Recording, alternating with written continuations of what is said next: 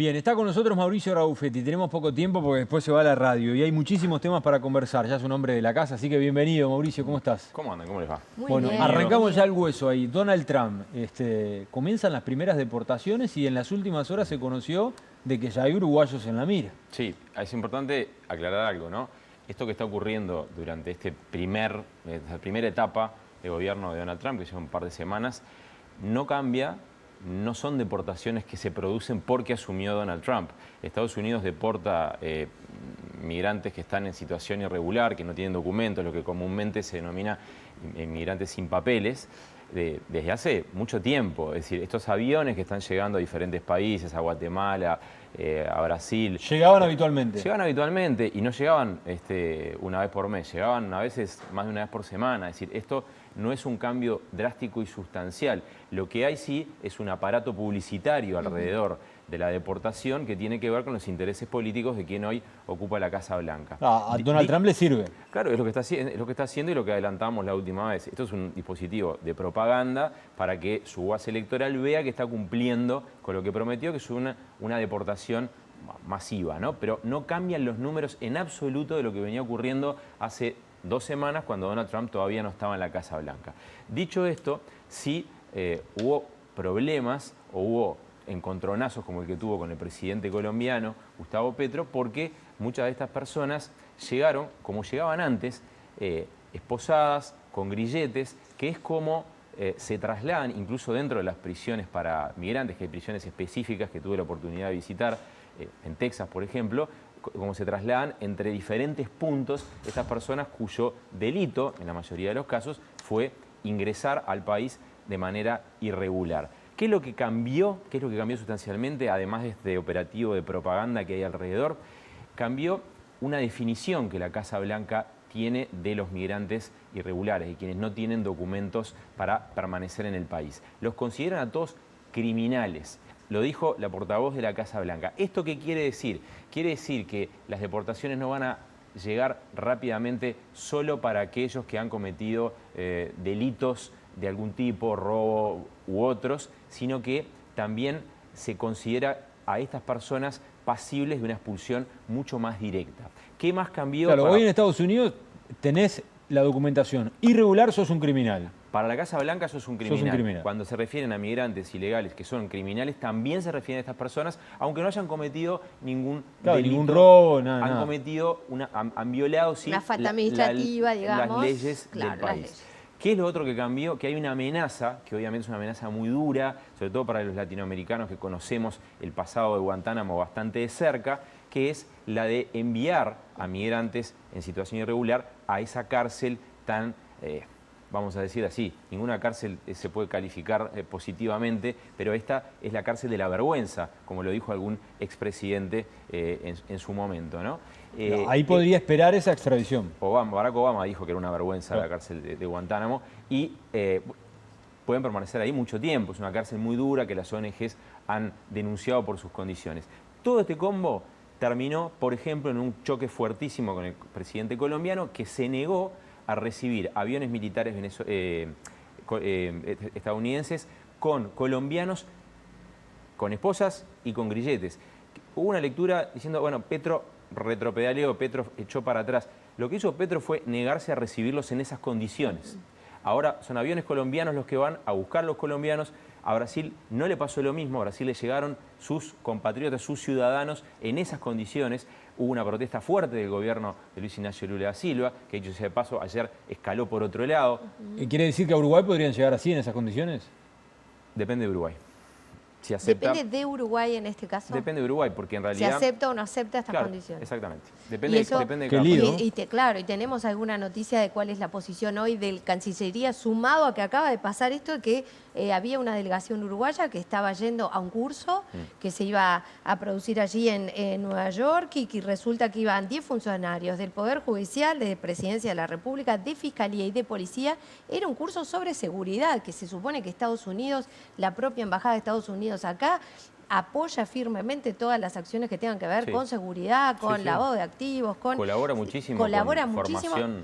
Y sin embargo, se les avisó que no iban a ser recibidos, pararon en Miami, no fueron recibidos en el curso porque se cortaron los fondos que había para esto. Entonces, ¿cuál es la posición de Uruguay con todo esto? Yo no conozco la posición de Cancillería. Sinceramente, esa parte de la pregunta no te hay la puedo contestar. Si la hay, yo no la tengo. Bien. En cuanto a lo que ocurre con las delegaciones que no solo de Uruguay van a Estados Unidos, ¿qué es lo que ocurrió esta semana?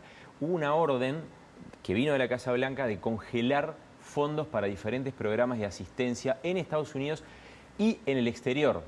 ¿Eso qué es lo que supone? Supone que muchos de los programas que estaban en curso hoy están en un limbo, porque la Casa Blanca ha ido para atrás y para adelante, pero sigue, por lo menos hasta la última vez que tuve contacto con esa información, sigue bloqueada la liberación de esos fondos. Estados Unidos financia históricamente un montón de programas, un montón de organizaciones. La Organización Mundial de la Salud va a tener un problema muy serio con la retirada de Estados Unidos, porque es una organización que depende financieramente del dólar norteamericano, de los fondos norteamericanos. Va a tener que reestructurarse, por ejemplo. Y eso está yendo hacia otras dimensiones, hacia otra escala, y obviamente puede afectar a cualquier país, incluido Uruguay. Esto que vos estás contando es un caso de un montón que en las últimas horas se han conocido. ¿Por qué? Porque se está, por parte de la nueva administración norteamericana, revisando todos los programas de ayuda federal, porque Donald Trump llegó al poder con la idea de que cada dólar valga más para los estadounidenses. Aquí hay una suerte de, como explicábamos la última vez, hay un intento de este gobierno de llevar todo hacia el interés, o lo que ellos consideran, digamos, el interés de Estados Unidos. Esa capacidad de influencia que podría llegar a tener Estados Unidos a través de la colaboración con... Eso está en un segundo plano. Hoy lo que hay es una revisión. Hay un proceso de revisión y un proceso de toma de decisiones cuyas consecuencias se están viendo. A medida que vayamos conociendo seguramente más medidas, más anuncios, la repercusión va a ser mayor. Pero la noticia tal vez, una de las más importantes que vino desde Estados Unidos esta semana, Mauricio, tuvo que ver con el accidente aéreo en Washington. ¿Qué es lo que se sabe hasta ahora? ¿Qué ha sucedido también con los cuerpos? ¿Cuál es un poco la situación de por qué se originó? Bueno, primero que nada, el accidente entre un helicóptero que chocó con un avión de American Airlines se produjo en un lugar de enorme tráfico aéreo, muy controlado, porque Washington es un espacio muy controlado, desde un aeropuerto bastante pequeño, que es el aeropuerto Reagan, y el avión cayó en el Potomac en pleno invierno. Las aguas están congeladas, no hay sobrevivientes.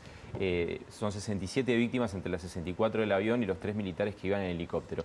La información oficial lo que dice es que la trayectoria del helicóptero, que estaba siguiendo el helicóptero, no fue la que le indicó la torre de control. El New York Times ayer publicó que la torre de control estaba subdotada de personal para ese horario. De todos modos, como la investigación está en curso y recién recuperaron las cajas negras, todavía no sabemos exactamente lo que pasó. Lo que sí hubo fue una reacción de Donald Trump, primero con un mensaje de condolencias para los familiares de las víctimas, pero después acusando a las políticas de diversidad de los gobiernos anteriores de haber contratado gente basándose en criterios de inclusión y diversidad que obviamente la insinuación que hay directa es que no los contrataron por competencia, sino por cupos. Y esa acusación fue directamente a los gobiernos de Joe Biden y de Barack Obama. Donald Trump dijo, nosotros ponemos la seguridad primero. Hubo un intento de hacer política... Claro, dejó entrever de que no estaban preparados para estar ahí. Eso fue lo que dejó entrever.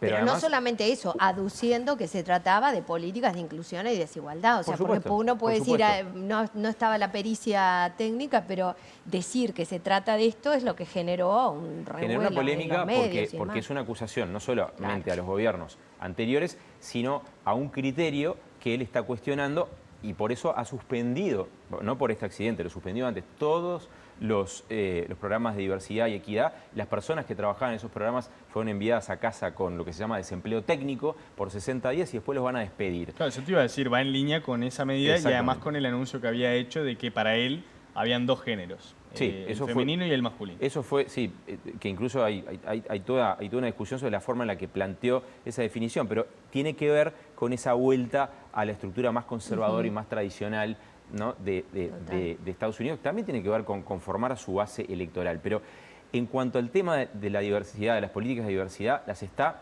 desmantelando, tal como prometió él y su ahora vicepresidente. hubo una reacción de los jerarcas anteriores señalando que precisamente las personas que están hoy en las torres de control, en los mecanismos de seguridad que controlan el espacio aéreo norteamericano, fueron las que evitaron durante 20 años que hubiera cualquier tipo de tragedia y que hay personas que forman parte de un montón de minorías y que obviamente las reacciones básicamente apuntaron a que no tiene nada que ver una cosa con otra. Él trató de capitalizar hacia su base electoral una tragedia con fines políticos. Mauricio, te liberamos, te vas para la radio. Quien te quiera seguir escuchando, en Radio Uruguay. Sí, de corrido. En internet. Arriba, gracias.